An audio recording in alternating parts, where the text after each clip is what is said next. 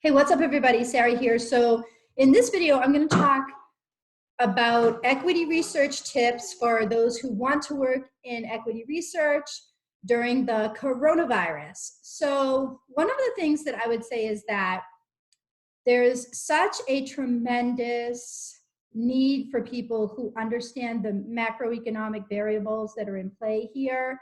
And as you know, this is something that the press and on social media, everybody is talking about. So if I were somebody interviewing right now for a job in equity research, what I would do is I would take a rare position.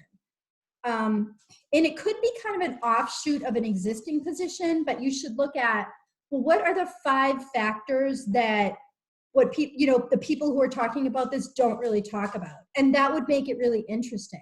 So it doesn't have to be an opposite position. And I'm not saying say something that doesn't have integrity behind it.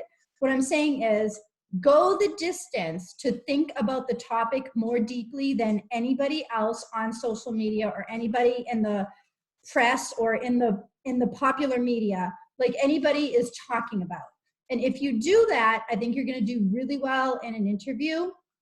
But I also think that you'll be really well suited to get interviews, because the number one thing that I think the number one thing that's probably preventing you from getting into these jobs, getting into these interviews, is the similarity between you and the next person. And I know this because I have a lot of equity analysts following me, and a lot of them send me their resumes, and it's like, y'all look practically the same. Like there are those that are like hedge fund level, really highly skilled, really highly experienced, and that's very few of them.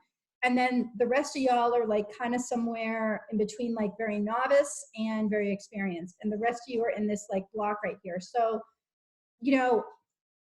skill can be learned, but innovation and creativity and the ability to be discerning and to observe and to pick up on things that other people can't, that's something that you can do.